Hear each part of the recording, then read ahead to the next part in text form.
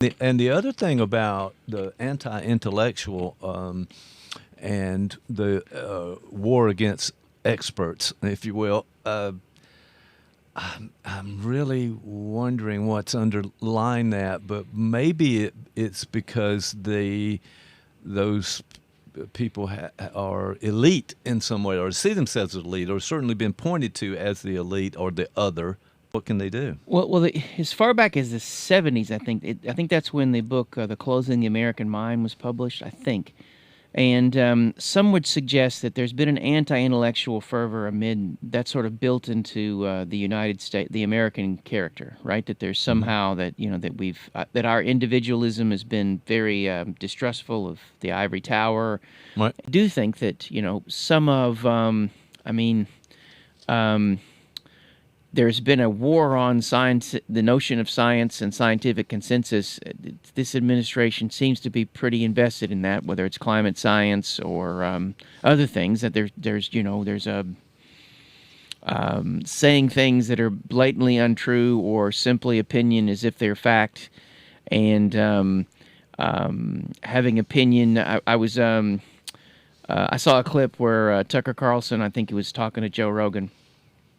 And Tucker Carlson and Joe Rogan made some reference to evolutionary biology.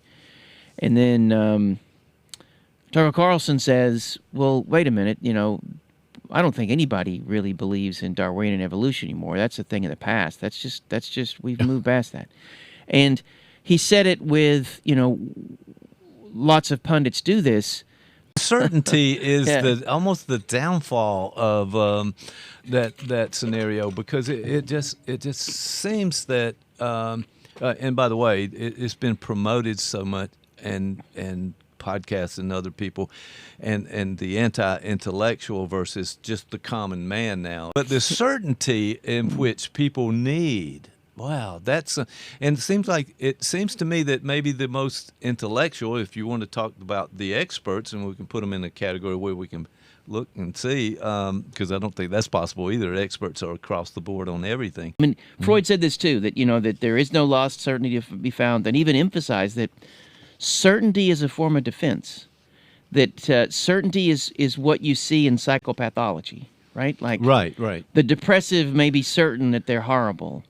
The anxious person is certain that we're all doomed or they're doomed, right? Right. And that part of what happens in a therapy session is if, and this often occurs through the initial symbolization and putting of words into words of what people are feeling, there's a possibility of generating a distance